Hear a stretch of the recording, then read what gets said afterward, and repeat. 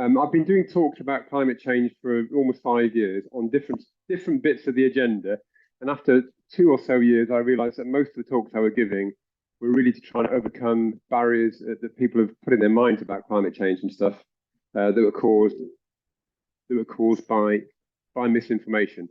So really, a lot of what I was talking about was really trying to disprove things that were actually caused by misinformation out there in the wide world. So I decided to do a talk specifically about it. So I did a lot of research on the subject, and I've been doing this particular talk for a couple of years now. And this talk isn't about climate change. I'm not here to try and convince you climate change is happening or convince you about any of the specific things that we're trying to do to fix it. This is about the underbelly of misinformation and how it works and how to spot it, because there's a lot of misinformation in this world on all sorts of subjects. I'm using climate change subjects here today, but the ways that misinformation gets out there and the way that we're all being played to some extent by some people out there is appropriate to any subject at all where there's misinformation at play, which is quite a big problem in our society today. So, what is misinformation? Doesn't have a formal dictionary definition. It is really wrong information anywhere out there in any form, whether it's spoken word or written media or online. And it's effectively something that is factually incorrect or inadvertently misleading. That's the most benign way of thinking about misinformation. The most harmless way of thinking about misinformation is it's something that's inadvertently misleading. But there is the dark underbelly as well, which is a word we don't hear so much of, but often it's in there, which is disinformation, which is something that has been written deliberately to mislead, usually to try and acquire or protect political power, or acquire or to protect a commercial position or an interest. And misinformation impacts on any subject, whether it's climate change or other things, stifles all sorts of negative, unhelpful, emotional reactions in us, whether it's anxiety, blame, disillusionment. It's designed to make us upset, and I'll explain why in a little while. And on the agenda of climate change, what is particularly harmful at doing is encouraging perfectionism and the pursuit of solutions that can only be acceptable if they're perfect. And also it's pretty effective, unfortunately, sometimes at helping generate infighting amongst people who actually do care about the climate, but it gets people infighting about which solutions are right and which solutions are not so right. And ultimately, misinformation on whatever the subject is, whether it's climate change, vaccination stuff, whatever it might be, is there to try and instill a fear of change. Because those people that don't want change want to try and stifle positive engagement. They want to weaken acceptance of change, and they want to slow down action. They want to keep things as they are. So ultimately, misinformation is something that stokes and fuels fear of change. And on this particular subject on climate change, I've read a bunch of books about it. These are half a dozen of the ones I've read in the last 2 or 3 years. They're not all about climate change, actually, and some of them are quite old. But they all say one thing effectively. They all come to one conclusion, which is that we've had thousands of years of all sorts of challenges on society, disease, pestilence, war. But misinformation is the one that, unfortunately, now is our biggest barrier to being successful as a species, because everything that you think, every outlook that you have, and every decision that you make is based on how successfully you process the information that you digest. So if you are taken in by something that unfortunately, unbeknown to you, creates a view that helps somebody else, that isn't necessarily very helpful for you personally, and it may not be the best thing for the world. So we are a victim in terms of our success on how well we digest and how well we spot and ignore misinformation that's out there. So it is a single huge threat, because we are now in the information age, which means we're now in the misinformation age, and that's the conclusion effectively of all those books and others I've read too. So where are we now on misinformation and our understanding of it? Well, the Ofcom do a survey and they produce a report every year showing who watches the BBC, where people get their news from, how they consume their media, and they also look at misinformation and how people trust the information in front of them and what they do with that information and how they regard it. And one of the charts from that particular report shows here that out of all internet users, 6% of internet users believe that everything they read online is true. Yeah. So that's 2 million people or more believe that everything they read online is true. And they take it at face value, believing that, sincerely believing that. Then you've got a third or so who think most of what they read online is true. And then you've got nearly a third again who actually don't really think about it. They don't actually think about whether they're reading something that's true or not. So you've basically got a significant proportion of society there that is really alarmingly trusting in what it's reading online, which is pretty worrying in its own right. And you can see these stats yourselves. They're broken down by all sorts of age groups. It's a fascinating report, and it's done every year. The same report also does studies to understand how good people are at spotting misinformation. And 61% of people believe they're competent at spotting it, but online tests show that they're not. So you've got high proportion of people that are confident that they in what they read. They're confident that they can spot misinformation, but practically they can't. They're poor at it. And then there are 16% who are not confident that they can spot misinformation, which is quite good. They're sort of consciously incompetent, as we say. But in total, you've got 77% of internet users. In this particular case, it's the 55 to 64 age bracket. That 77% of people can't spot misinformation, even though many of them think that they can. And on the flip side, the better side, 18% of people in the Ofcom survey are confident and are able to. And then there's 4% who are not confident and not able to either. But either way, that left-hand side, and the right-hand side is encouraging, but the left-hand side is particularly worrying because there's this false confidence there that, oh, I'm all right, I can spot this information. I'm not going to get played by anybody. Unfortunately, that is not the case. And what that means is that those behind the scenes who are trying to get some advantage in this, whether that's political advantage or commercial advantage, can use this flawed confidence and skill level, poor skill level to their advantage. But things can be done about it. Back in 2014, when Russia invaded Crimea, Finland spotted that it was getting an awful lot of social content coming on social media that was very divisive, trying to stoke civil unrest, and it was coming from Russia. Finland obviously respected the fact that Russia has got some pretty dark potential political designs on Finland, and it chose to take action. So it saw Russia in 2013, 2014 being very malicious online, trying to stoke up public bad feeling and stoke up public divisions. So it set about to educate the public about misinformation. You've got a question at the back there. Good. Sarah, do you want to take questions now, or do you know the microphone? So, yeah. I hope I didn't miss you saying this, but I was shocked recently when I read that even if we read something knowing it to be untrue, if we see it enough times, we still end up believing it. Is that something? I'm coming to that. Yeah, right. That's one of the tactics. Yes. So Finland decided to fight back. It decided to educate the population about misinformation and how to stop it. And there are two ways that you can stop misinformation. One is that you can go out there and you can tell everybody what they've heard is wrong. They've heard this piece of information. They've seen a headline. Try and correct it after the horse has gone from the stable. That's a very hard thing to do. It's very, very time intensive to do. You're not always very successful if there's a headline that's already done some damage. The most successful way is to actually what they call inoculate the public by helping people understand how to spot misinformation for themselves so that they're automatically armed. And on the right there, you can see a chart, which is a league table of all of the European countries.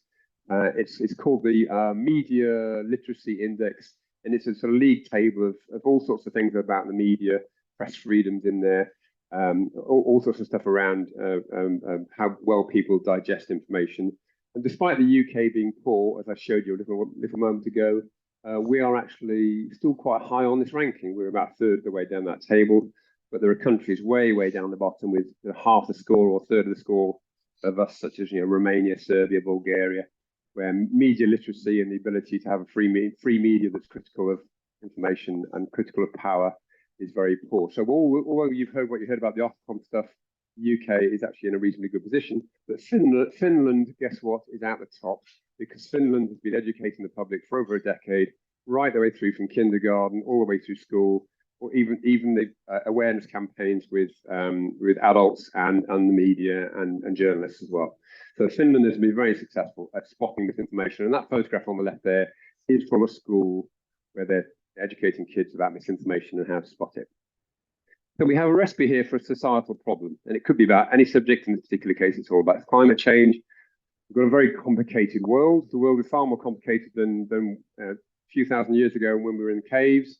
In those days, the information was, where's the food and where's the saber-toothed tiger? But we now have a very complicated world with many complicated problems. We can't possibly understand them all.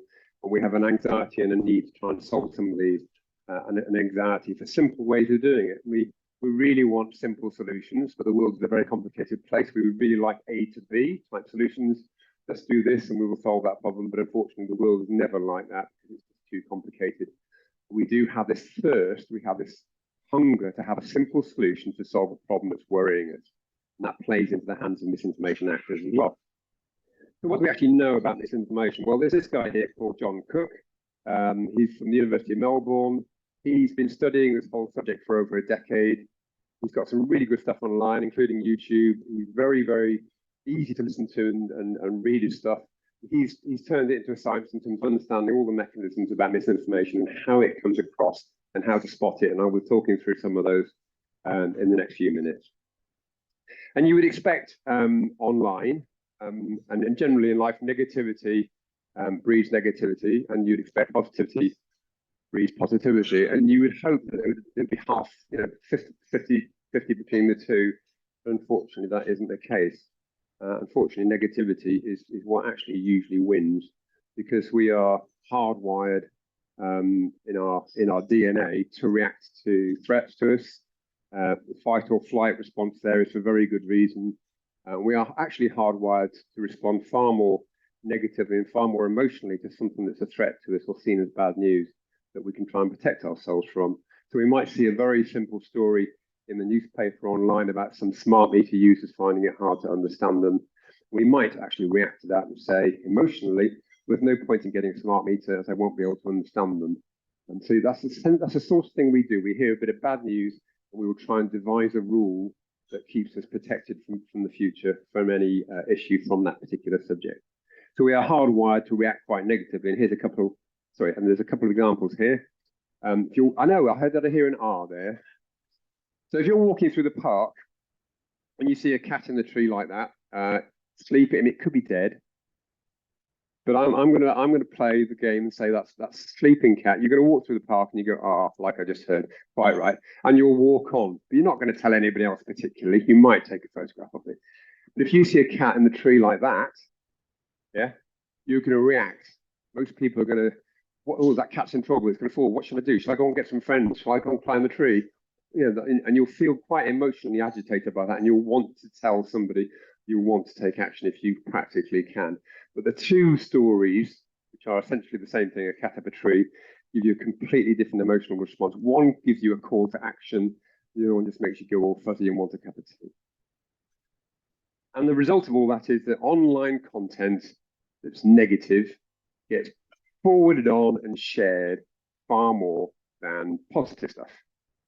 And because of that, negative headlines are often a great opportunity for people that want to spread misinformation and get little bits of stuff out there that worry people to try and put people off change.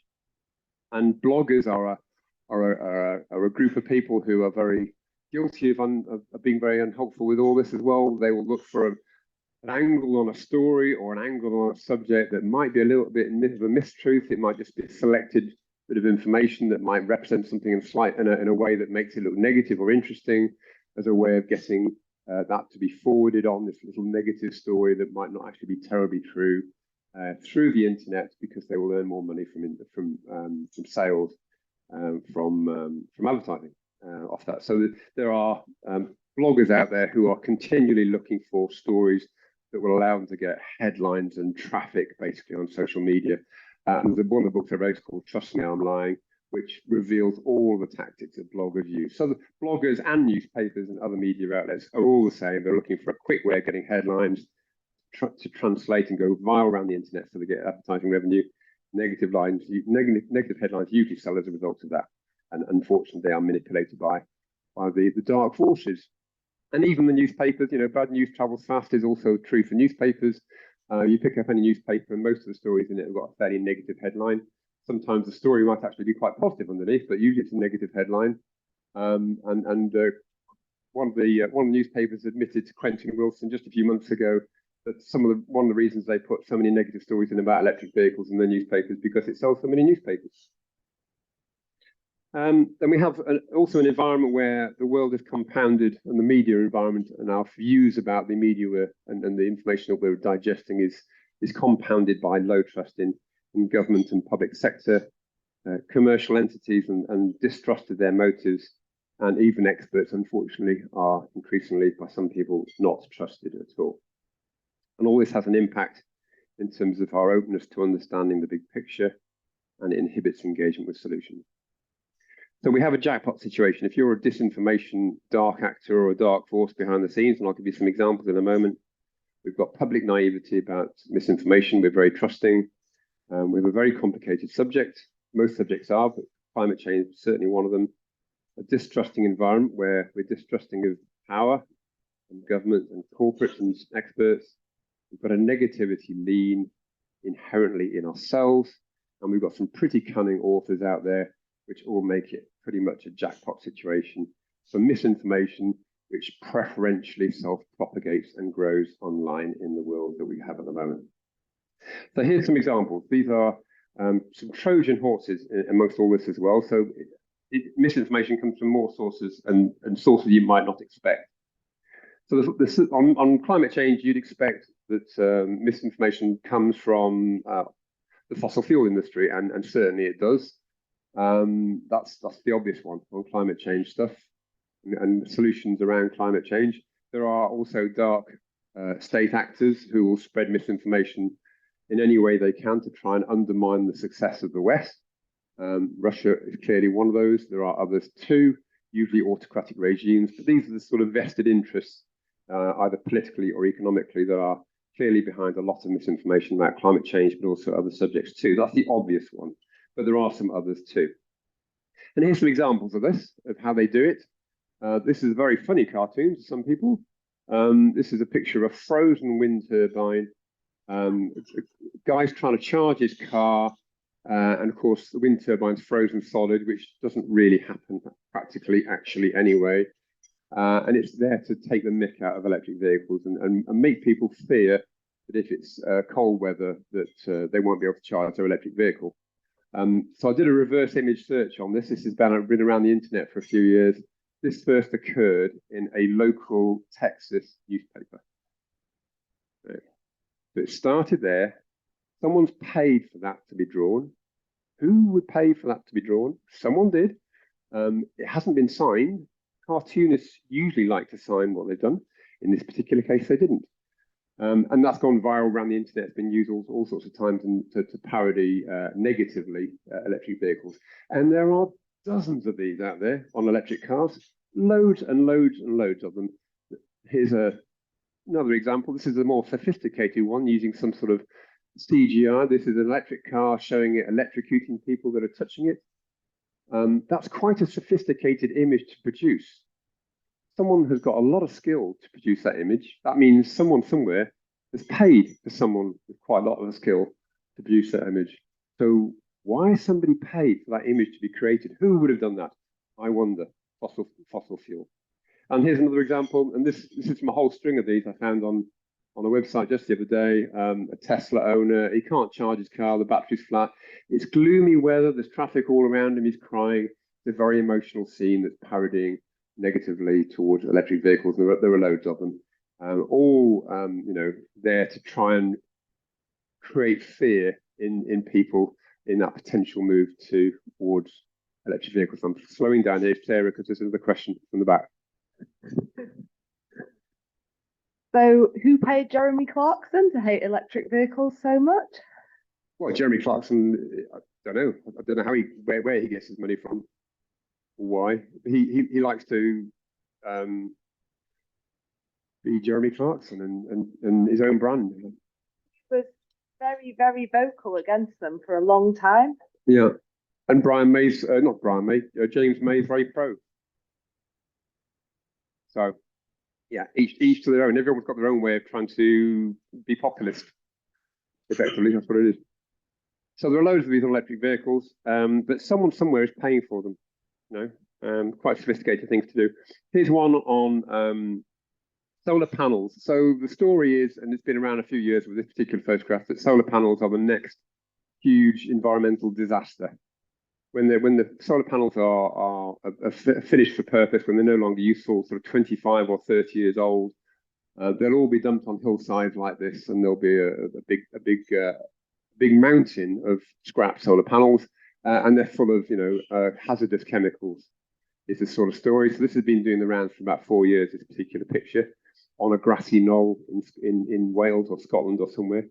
The reality is a solar panel, the worst thing in it is lead, and it's got 15 grams of lead per panel, 15 grams. A lead acid car battery, got at least 8 kilograms, replaced every 4 or 5 years. 5 or 6 million of these have been replaced in the UK every year on everyone's cars. We never worry about that. They're being recycled.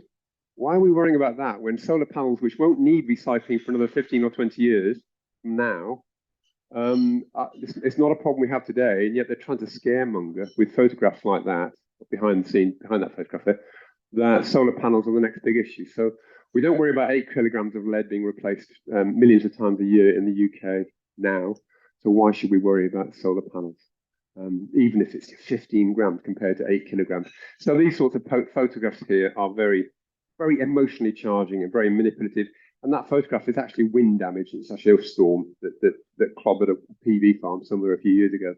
And on that same line, on that same story, following on from that emotional picture, this is an analysis of all the potential landfill that we're going to create in the world in the next 30 or so years, up to about 2050.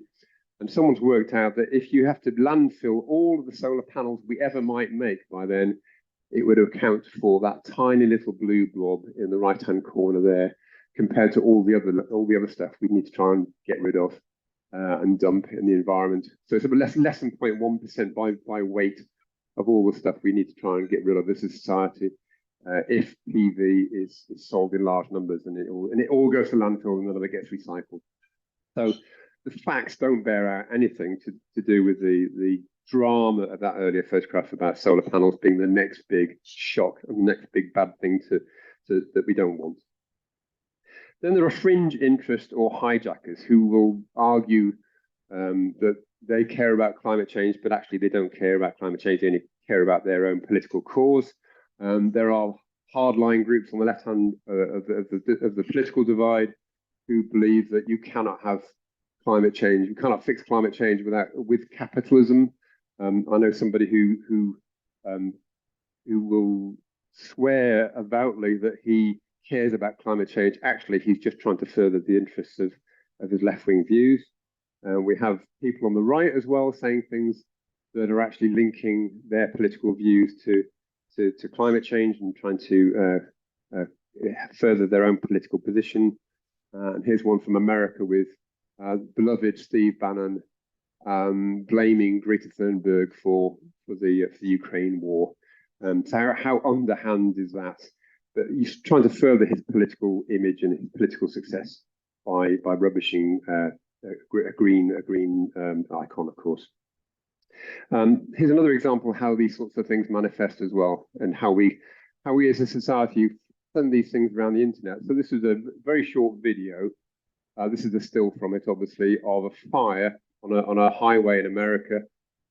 The text above says that it's two electric vehicles that have collided with each other and caught fire. This video has been going around a few years. It's actually a coach or a bus that hit a lorry carrying gas bottles. Okay, propane cylinders. There's no cars involved, let alone EVs involved. But the headlines that go around with this video time and time again make out that it's electric vehicles on fire, and there aren't even any electric vehicles in it. And in this particular case, you have to wonder, well, why did this particular LinkedIn account forward this email with this message with this video around the internet? The reality is they're doing it because they want to try and get some headline visibility of their website, which is a job search website. So they're doing it to try and grab attention, to get the world to recognize their job search site off the back of what is actually a bunch of lies about what their video is about. Unfortunately, even some green groups have been guilty of misinformation. Extinction Rebellion put this poster out online about 18 months, 2 years ago. Very emotive language in it. Barclays funds Drax, the world's biggest burner of forests. Quite powerful, quite emotional language. That Drax burn forests. And for those of you who don't know Drax is a coal-fired, the largest coal-fired power station in the UK. And they've converted a lot of their capacity to burning biomass from Canada, from mostly managed forests. I'm not going to go into Drax at all today, but I just want to pick on the headline and how factually correct that is, or otherwise. So I did some sums on this, I did some homework on this, and I found that Drax consumes 14 million tons of wood type stuff every year, which it gets from Canada by ship and train. You compare that to Brazilian rainforests alone, from forest clearing for farming, clears about 250 million tons of trees every year, just in indiscriminate burning to clear land for farming, for agriculture. A completely different situation, clearly. The Drax does not burn forests. Drax takes stuff that is chopped down in managed forests and burns it in the UK. It does not burn forests, and that 250 million comparison there is only part of the world's deforestation issue. So in context, Drax does not burn forests, and it certainly isn't the largest. Another bit of comparative context there is that the world production of paper and cardboard is about 400 million tons, and only 17% of that is from FSC certified. That's about 68 million tons of the world's paper and cardboard is from professionally managed forests. So where's the 83% coming from? Sources that clearly aren't as well controlled as FSC. So really that headline there that Extinction Rebellion used was very mischievous with its facts, and sort of really misrepresenting the real world. And when I did talk to somebody from Extinction Rebellion, they say, well, we have to have headlines like that because we're trying to attract interest, we're trying to attract attention, and that's what they do. Then NIMBY groups are also a source of misinformation themselves. I haven't seen a single NIMBY type group protesting against a local renewable development that wasn't doing something that was actually misuse of facts. There are all sorts of fringe interest groups. There's a group in America called V8 Owners Against EVs. You can buy a bumper sticker like this, believe it or not, and they've got a Facebook group that's dedicated to all sorts of weird and wonderful stuff that's against EVs, and it's utter nonsense. But they are using misinformation and selected truths to try and dissuade the world from EVs and keep using V8s to power their cars. There are a few other less obvious people as well. So there are two Trojan horse examples here. So I'm going to stand here and tell you that I'm a trusted expert in the automotive world. And this isn't Jeremy Clarkson, by the way. I will tell you who this is in a minute, but it's not Jeremy Clarkson. And if I was to say to you, you can easily get electrocuted tinkering with an EV. And if I was to say to you that EVs aren't as reliable as early Teslas had some reliability issues. So I'm sort of, I've got some downers in terms of views of EVs. And they're pretty unsafe things to use because you can get electrocuted on them if you tinker with them. Who might I be? Anyone take any guesses?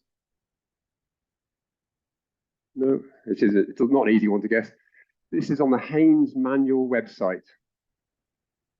This that was about a year ago, something like that. A year or 15 months ago when I found it. So those two bits of text there on the left are word for word what Haynes had on their website on the same page, discouraging people from having an EV if they're a car tinkerer who buys Haynes manuals. Yeah.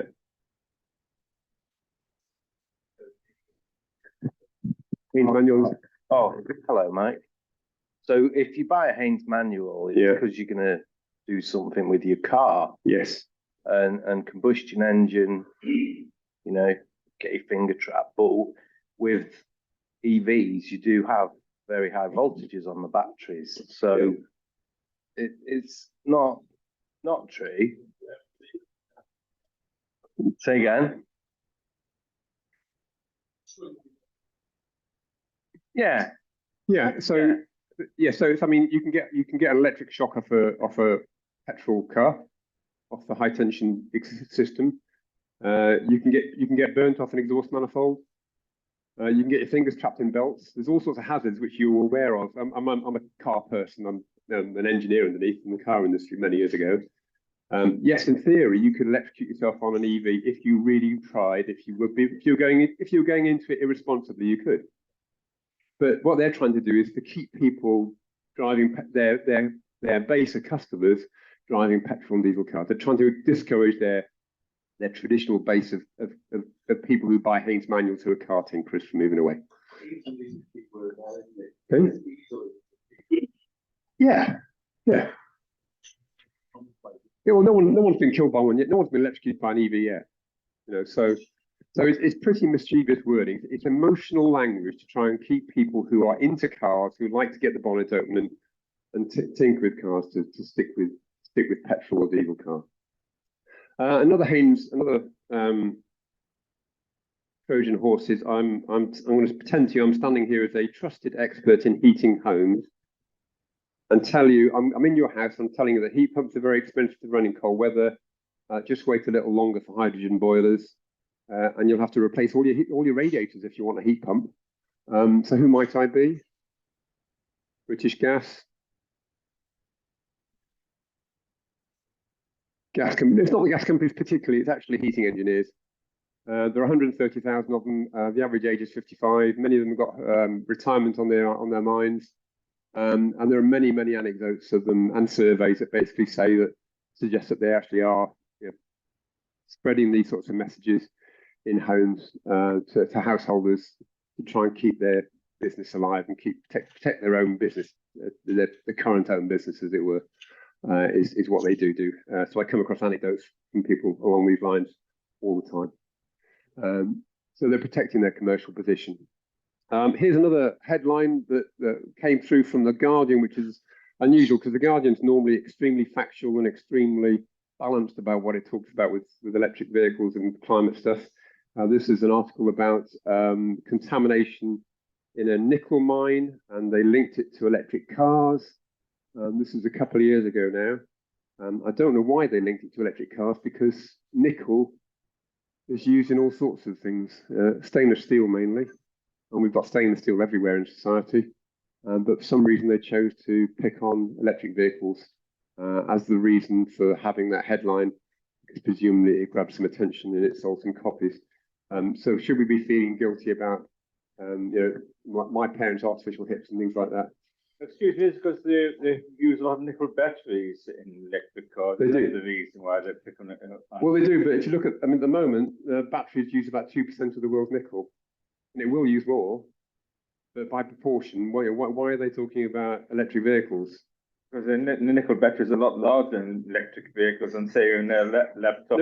My point was the article was trying to reveal some environmental issues with a nickel mine, and it was using electric vehicles as the reason to get people reading the article when electric vehicles only use 2% of the world's nickel. So why didn't they talk about stainless steel that's used in all sorts of other things? Yeah, because nickel's used in stainless steel worldwide.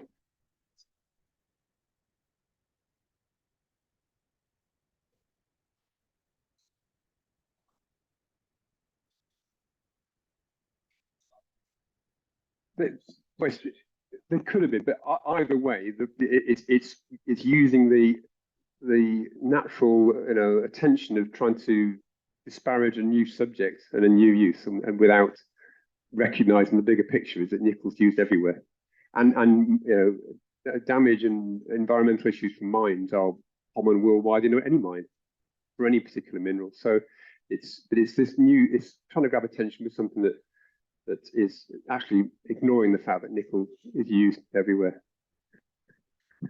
I think there's two possibilities. One, the nickel mine might have been supplying specifically battery companies, which could give them reason. But the other one is it just creates the story. Electric cars are supposed to be clean. Oh, they're not. That's exactly without that yes. story, there is no story, and they wouldn't be printing. That's why in the earlier slides I said one of the things misinformation does is it encourages perfectionism. We can't have that solution unless it's perfect, and there is no perfect solution to any problem in any subject area. There's always something that creates a little bit of impact. Other tactics methods used by disinformation spreaders are to ask many questions that seed doubts in your mind. So you might see a picture like this in an article, and it might have a headline like, "Why do we never hear about the effects on marine life of offshore wind turbines?" And it might make you think, well, why don't we ever hear about the effects of marine life from wind turbines? And actually, maybe there's no issue at all. And sometimes when you see these headings, you look at the article, it says, well, actually, there isn't a problem. But they've written the headline in that sort of way to make you read it or make you angry and forward it on.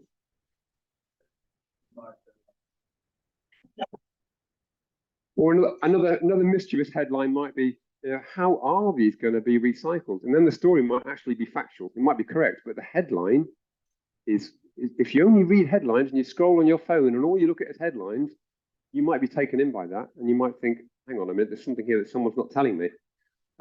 Does anyone know how many helicopters are used to service these? My God, I didn't know helicopters were used to service these. And they are. There are helicopters all day long out in the North Sea servicing these things. It's one of the things they do. But if you weren't aware of that and you saw that as a headline or that as a grab on a story, it might make you think, hang on a minute, this isn't a very clean industry because you use helicopters. But actually, reality is it's only a small carbon footprint to all the rest of it. So these sorts of questioning methods here are known as the conspiracy theory method. They're there to plant seeds in your mind when you see those headlines that there may be something being hidden, and someone somewhere isn't being honest with you. Another technique was mentioned by the lady at the back there, which is repetition. If you say it often enough, people will believe it. Here's one way of that manifests itself by a headline that says, "I'm seeing more and more stories about bird deaths from wind farms." Well, is that 3 instead of 2 stories? Is that 9 instead of 1? It might be an article with no numerical information on it at all, but that is a sort of comment that someone can make online on a Facebook stream or on Twitter. It could be not linked to any information whatsoever, but it's something if people hear often enough, they will actually believe there are problems with bird deaths. Another one here, same sort of thing, a generalization or an implied frequently. I only found out recently how much concrete you need to build one of these things. It might not have any information in it at all in terms of facts or numbers. It certainly might make you think there's a bigger problem there than there really is. And then the last one is, and I have seen this one online, it's often said that these are unsightly. Offshore wind turbines. Often said that offshore turbines, mostly you can't see them at all anyway, often said that they're unsightly.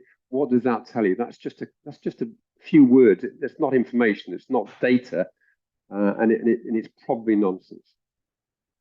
So these last ones here, this category here about implied frequency, this is called the illusory truth. You say things in certain ways, and it gives people the feeling that it might actually be true, and eventually they believe it. Another trick is the cherry picking method, where you use a single fact or a single number without any context. So here's one here. Decommissioning a large offshore wind turbine can emit 32,000 tons of CO2 from the decommissioning process at the end of its life in 20 or 30 years' time. That might be a true fact. But actually, that's a tiny amount of carbon to the amount of carbon saved by having the thing there in the first place compared to burning gas or coal. But in its own right, it looks a very big number. It looks very bad. Someone can say that online, and it might be a true number, but if there's no other context to that number at all, then it's absolutely meaningless unless you know the bigger picture yourself and you do some research. Another method is the anecdote method. Did you see that horrific Tesla car fire the other day? These have done the rounds loads and loads of times with these sorts of things. So there are lots of car fires out there for petrol and diesel cars, many more than there are for EVs actually. But anecdotes like that, shock anecdotes, shock stories, are ways that the media and misinformation, mischief makers online get attention and get over a position that they want to put forward. This is a story in the Telegraph a couple of years ago about heat pumps. This had an expert in it, allegedly. It was a professor from Loughborough University. A very long article, very well worded, very well written about heat pumps. It was an awfully naive, wrong, misquoting facts. It was for anyone that knows anything about heat pumps, who read the article, you would have been fuming. And it did have the heat pump industry in the UK fuming because it was full of nonsense, basically. But it was written by a professor from Loughborough University. Sounds really credible. So everyone's going to believe that he is right and heat pumps are rubbish. You do a bit of homework on this guy. He's a metallurgist. He knows nothing about heat pumps. He worked in metals and metallurgy in the nuclear industry all his life. He never published any work on heat pumps or energy of any shape or form that's relevant for this at all. So he managed to get a podium to write a really damning and poor quality article in the Telegraph about heat pumps that lots of people have been taken in by because he is a professor at Loughborough University. So he's what is known in the industry, in the misinformation world, as a fake expert. But everybody out there who doesn't know anything about heat pumps will have been taken in by it, unless you did your homework on him, as I did, and other heat pump people did. But of course, everyone that's read that article in the Telegraph who knows nothing about heat pumps will not know that he's actually fake. Then there are issues with unprofessional or sloppy media.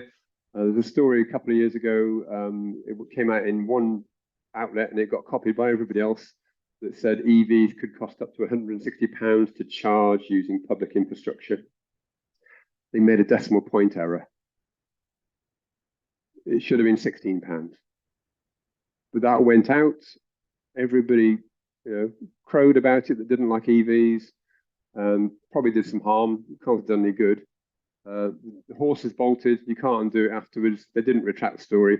I think they changed it afterwards, but they didn't actually go out publicly and say, "Oh, we made a big mistake. It's actually £16." That was a pure factual error, just by sloppy media. That unfortunately doesn't help.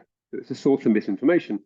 Another article similarly on electric vehicles that said basically you're going to have far more issues with tires and wheels failing at the side of the road if you've got an EV driver compared to a petrol or diesel car driver.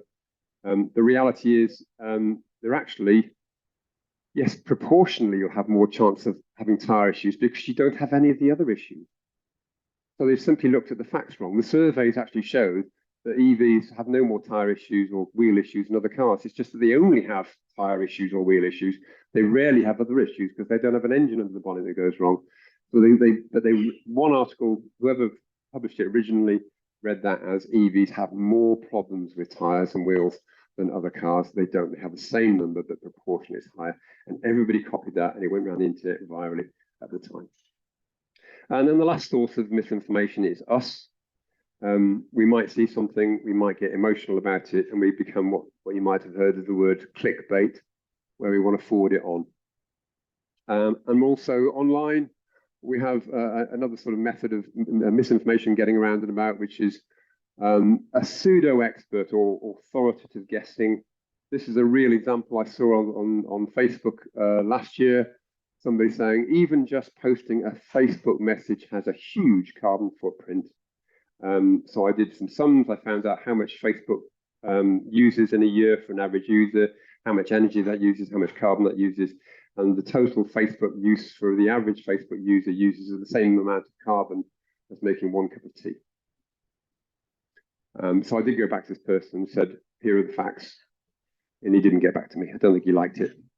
So but if somebody sounds authoritative online, you have no idea who they are. They can sound really, really eloquent about giving an answer. Oh, yes, I know what this is.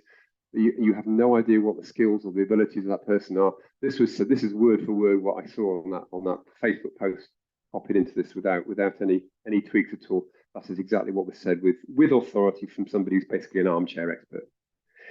This is another account from Facebook. Again, these are word for word what I saw on a Facebook thread last year. This was all around air fryers and the craze that happened last winter for air fryers. And somebody online said, how do you know air fryers are efficient to cook with? Is the question that somebody posed online. And one of the respondents fairly quickly said, I work in Argos and they are selling like hotcakes, so they must be good. Doesn't mean they're efficient, just means Argos are selling lots of them.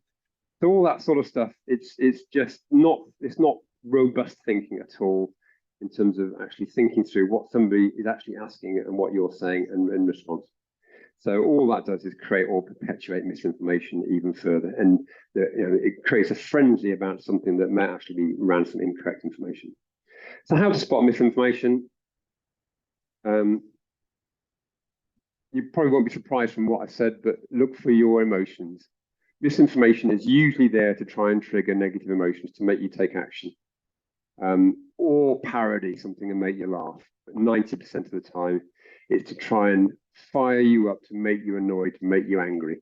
So that is one key clue to look for. So all these different methods of misinformation getting out there and how they present themselves, there are more as well. Don't worry about the techniques that are used. Just think about reading your emotions when you're reading something. It's a way of that's a first red flag to tell you whether something might actually be incorrect and someone's playing you, that someone might be trying to harness you. So if you do feel a strong emotional response, ask yourself, why did whoever wrote that do so in that way? What was their real intent? Why did they make me feel like I feel? Because somebody deliberately wrote something to make me feel angry the way I feel about it, whether that's PV pals or whatever it might be. So you have to ask yourself that, because if someone's taken a lot of time to write a long article, why have they taken all that time to write something that's making me really pissed off and angry and want to tell somebody and feel negative towards something? There is a purpose to it, always. An author has always got a message they're trying to get across. Most of the time we hope it's positive, but if it's stirring your negative emotions, it's there to serve a particular agenda or an angle that they're trying to further that may not be straight with you and the best thing. So if you do feel those emotions, what can you do about it? Research the subject. The world is a complicated place. Lift the lid on it. If there's only one fact quoted, look for other facts that might support it and look for the big picture. Do some fact checking and look around yourself. Don't be taken in by what you see on face value, and question. Could what you see be distorted? What is the big picture and what information might be left out? And just in closing, there are no simple solutions to it. You have to be your own gatekeeper of the information that you receive and how you process it. Unless you're not doing that, you're not being true to yourself. We all need to hone the scientists call it critical thinking skills. Logical, objective thinking skills. And the word critical means important. It doesn't mean criticize everything. It doesn't mean being cynical.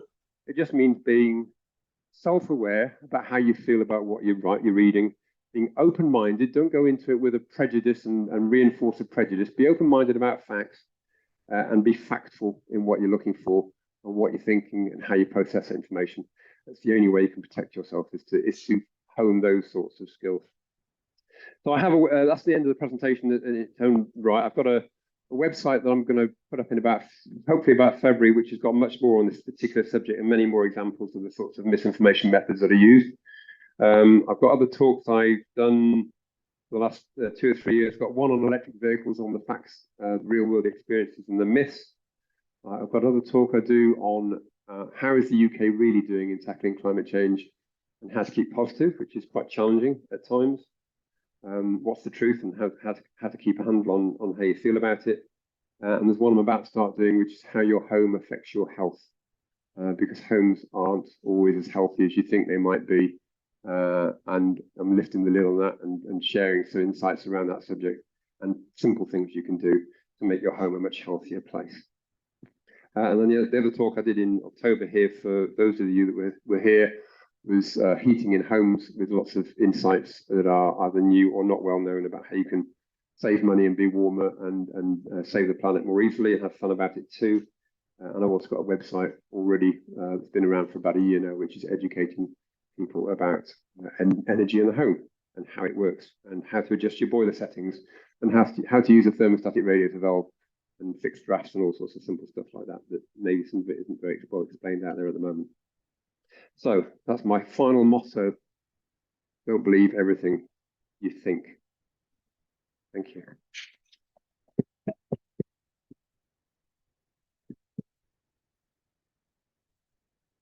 Thank you, Mark. That was very enlightening and worrying as well. But thank you. Mark will be back with us in August. I'm sure some of you have got questions. Thank you. First of all, absolutely brilliant presentation. Thank you so much. I had two questions, if I may. The first was on quite one of the early slides. You had the media savviness of different countries, with Finland at the top. I was just curious, do we know where the USA would fall on a comparative graph? I don't know, actually. Good question. I don't know the answer to that. And Russia, Russia won't be very good. Russia's off the bottom. And you need a free press that sort of sets the standard, Sure. really. Yeah. And then my other question was, and I say this as someone that owns an electric or a hybrid vehicle. One of the things that gets said to me by people is that, oh, well, you've got this car with a electric vehicle, but cobalt mines and all the damage you're doing there, and children in Africa have made your car. And I'm just really curious. You seem quite clued up on this, whether there's truth in that, and whether I should drive around the cloud of environmental smugness, whether I feel awful. Well, cobalt is actually used to process petrol as well. And it's only used in relatively small quantities in an EV, and then it gets recycled. Petrol, it doesn't. Overall, whether you look at the EU or the UN, they all say electric vehicles, they aren't perfect. There's no perfect solution. But they're a hell of a lot better than petrol and diesel. If there's a website you can look at for your external pollution wherever you live, and a good chunk of what you see on the website comes up it's more than you might think, because there's the local air quality side of it as well. So yeah, they're not perfect, but overall they're miles better. I mean, if you were in a queue of cars now, do you look around and you think, well, what's coming out of all the exhausts? Crowded Manchester traffic, exhaust everywhere. You're breathing stuff in, you can't see it anymore. So local air quality is the driver for it, if no other. But no, I'm overall on balance, there's no question that EVs are better overall for the world. Yeah, and I'm an EV driver. I've been an EV driver for 10 years. If you've got one though, use it a lot, keep it a long time. Only have the minimum battery size you need. Hiya, thanks. Really enjoyed that. One of the things that interests me is listening recently to Hannah Fry's podcasts about data and use of data. One of the examples which I'd come across before was about I think it was scientists at UEA, East Anglia, and climate change, and people presenting data. This is what we found. Yeah. And then the pile-in that comes afterwards for people who are just putting, research data out there.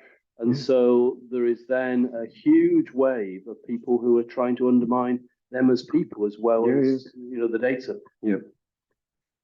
Yeah, I mean, the scientists have a really hard time, some of the climate scientists, when they publish, they get attacked by all sorts of people. Yeah. Not just scientifically attacked either, it's character assassination. That's the nastiest side of it, and death threats, and it's a very unpleasant world for them.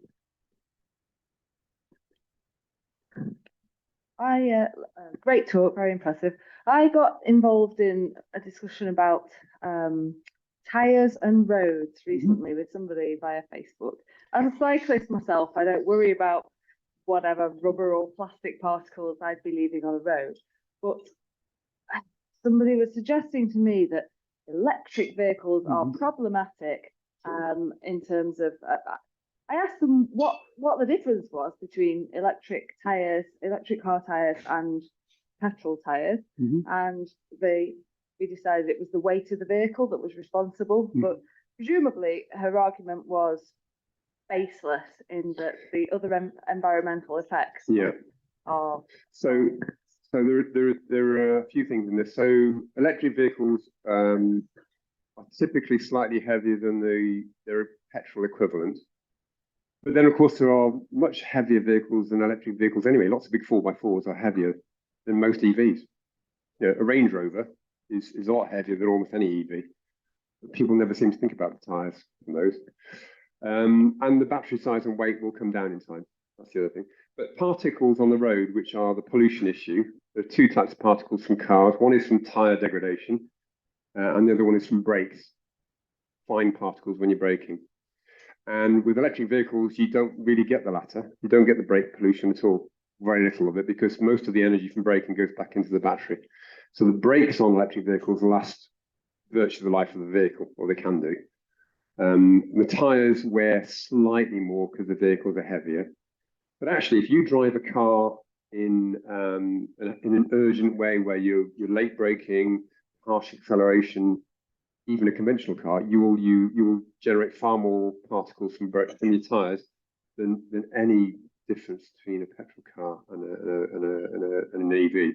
So driving style has far more impact on tyre wear than the weight of the car. And of course, you go around any city, you'll see people that accelerate hard and they brake at the last minute. They're generating way more pollution from brakes and from tyres than an EV driven sensibly, or any car driven sensibly. So in context, yeah, EVs do create slightly more tyre particulates, but way less on brakes, if anything, very little on brakes. Yeah, so it's just the motor goes in reverse basically, and the braking energy turns from mechanical energy back into the battery and recharges the battery when you're slowing down. So my first car, my first EV, I'd done 70,000 miles in it from new. The brakes had another 60, 70,000 miles left in them. They last pretty much forever, which is really nice. Nice little perk, cheaper to run. Sarah's in charge of the microphone. Hi, it was a great talk. I know when I was working, I've been to meetings where there's about 20 people in the room, and I've been the lone expert of trying to put across my own point of view. Then you've got another person who you described as the persuasive gentleman who's got plenty of patter, talks a load of rubbish, but sounds convincing. So what tends to happen is I found that you end up getting this phrase called groupthink. About the 18 or 19, there's a lot of them haven't a clue, but the one or two that do know that, so they all follow the persuasive guy, this groupthink. And also remember in the news when we're talking about COVID, well, these meetings, these civil servants and the government were having this groupthink. Have you got an overall view in that, please? I mean, everyone is in their bubble. We've all got our own bubbles, which is sort of what it is in groupthink. And groupthink is a known factor. Yeah, I mean, air fryers is one. The world thought air fryers were the best way of cooking in anything and you could in a kitchen, and everybody went on the bandwagon last winter. And actually, they're cheaper for cooking stuff that you cook in the oven, but they're not necessarily cheaper than cooking stuff on a hob. People didn't realise that. So group thinking is a societal characteristic on any subject, whether it's climate change or politics or whatever, anything. It's just how we are. Everyone is influenced by other people. When people see solar panels on their neighbours' houses, there's more chance they'll get solar panels themselves. Or if people see electric vehicles on the road or on the neighbours, there's more chance they'll get one themselves. Those sorts of things are all known, influencing factors on people's decision making. We're all influenced by things that we don't necessarily read, but they're around us as sort of signals or signs that we pick up on. Yeah.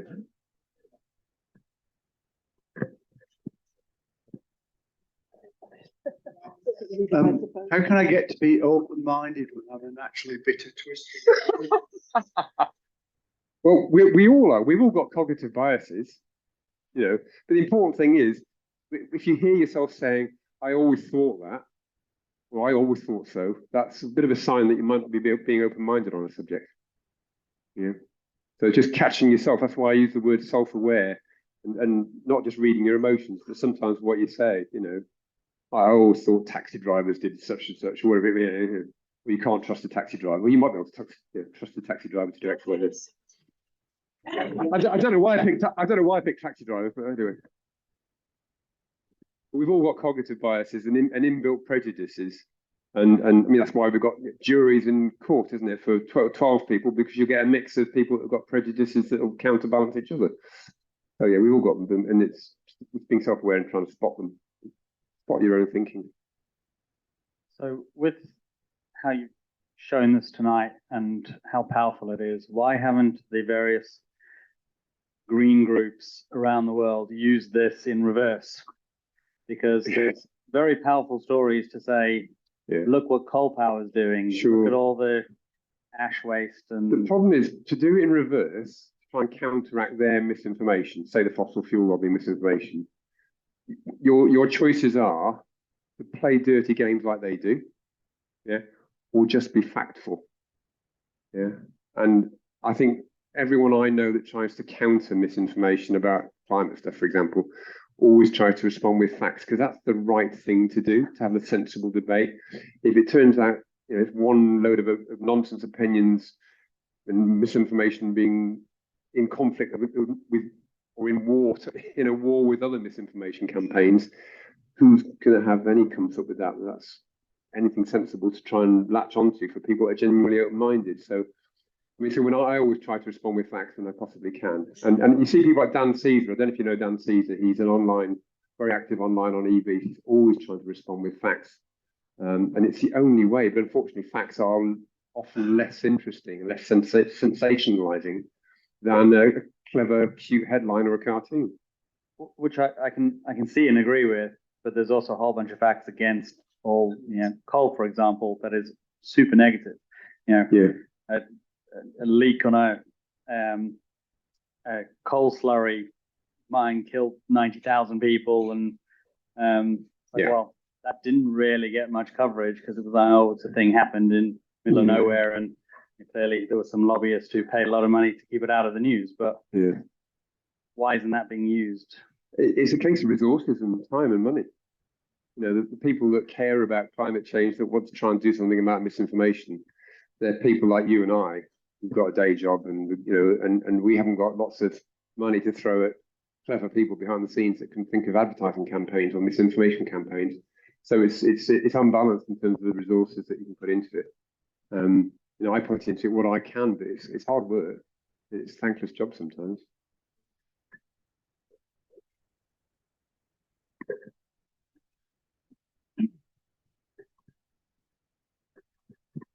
Thank you. Thanks for that. It's very good. Having lived through a fairly recent crisis in an area of expertise in which I worked before I retired, one of the things that struck me is the pervasive thing, and we're a self-group here about critical thinkers, is the fact that there are lots of friends around who can't see the difference between facts and the original data and opinion. And I'm talking more about the mainstream media, etc. And they accept opinion as fact. And I'm not sure that in the general population they can see the difference. Yeah, I mean, does anybody here read the Daily Mail? No, or the Express? No. So my father-in-law does. He reads the Express every day, and he's a lovely guy, retired school teacher, and he's in his 90s now. And I'll go and visit him, and he'll say, "I've heard such and such. What do you think?" And I'm thinking, "Oh no, he's been reading the Express again." But he's not conscious of the fact that he's being led by an opinion rather than facts and in a balanced way. So he's just not got that self-awareness that he regularly, and I say, no, you've got it all wrong. That's rubbish. You believe the newspaper? A lot of people do. I mean, 7 or 8 million people read the Sun every day. The Sun's had articles against EV for the last 200 days. Every day for 200 days. Based on opinion and nonsense facts and cherry picking and distorted ways of looking at things. So the media really aren't helpful at all. So yeah, I'll condemn the Sun, the Express, the Mail, and the Telegraph in the last year or two. On climate, they've been utterly disgraceful. On the record. Guardian, I generally find really good, yeah. I obviously know about these subjects well, and well, Private Eye isn't making facts up. It's just lampooning people in power and situations. It doesn't make stuff up. It's independent, but somebody said to me, you know, Private Eye, how can you trust what's written in the Private Eye? Private Eye doesn't write news. It just takes a mickey out of people, doesn't it? And exposes stuff, which is healthy. Oh, did they? Right. 10 years. Gosh. So they do try. Yeah. It's freedom of the press, isn't it? In a pretty raw form. It's lovely to read if you can get through it all. Big read. Yeah.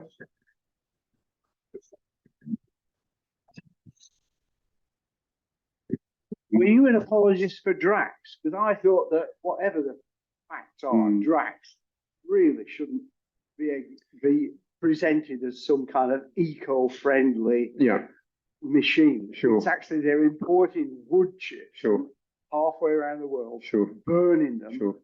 Whereas previously they were burning coal. I mean, burning coal's better than burning wood chips. Oh no, it's not. You've got all sorts of nasties in coal. You've got mercury, lead, arsenic in coal. But people ask me what's my view on Drax. I don't have a view because I haven't read it enough. I haven't read up enough about all the sides in the argument and all the facts, so I don't have a view. So I won't have a view about it. I can't tell you I think what they're doing is great, or I think what they're doing is I won't condemn it because I haven't read the subject up enough about Drax. So unless I know, I'm sort of, you know, I won't let myself have a view on it until I feel I understand all the facts and the big picture properly on it. And just to put another context on that, though, 10% of the fuel that goes into a car is from biofuels. Yeah. Your petrol has got 10% of ethanol in it, which is grown somewhere. Don't know where it comes from in Europe or not in the UK.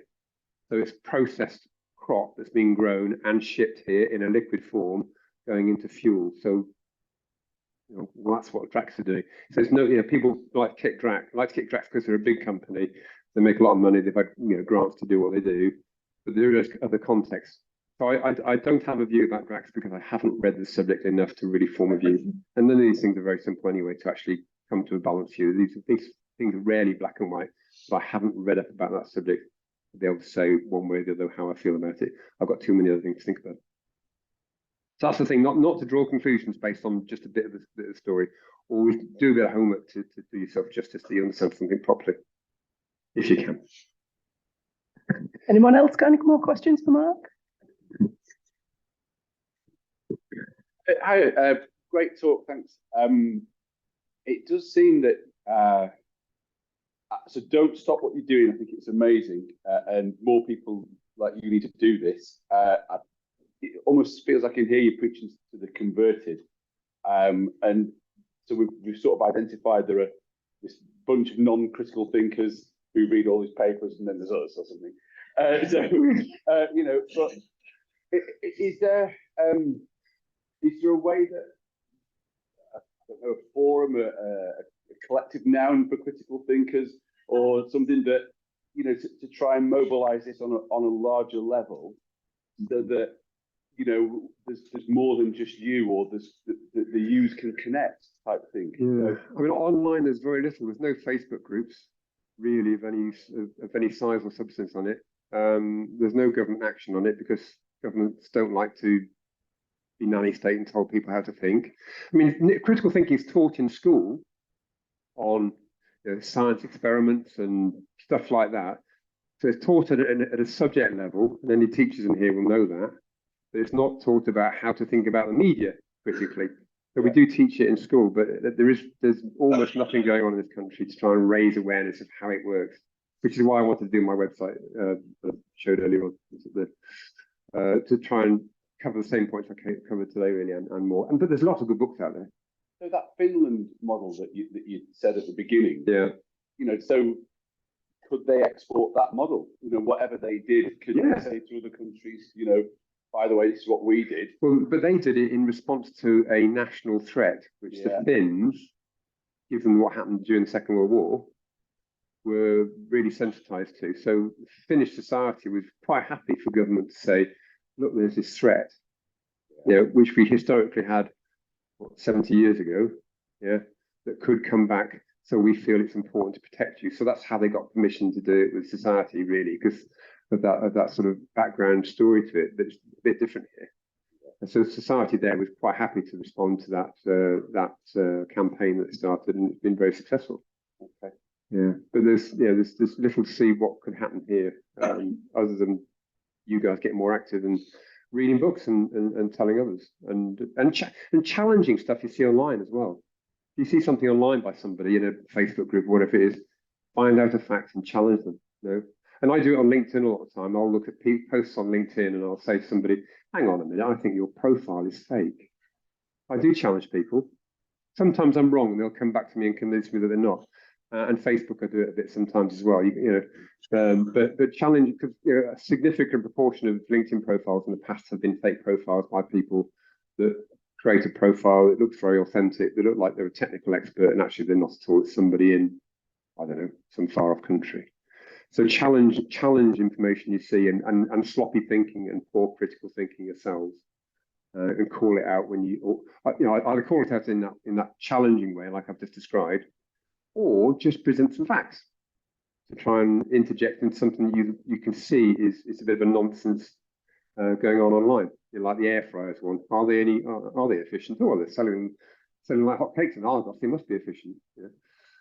It's not there's no exact guidance I can give other than become active and start to push it out there, how you see things differently on it and what you think. How you think people should think.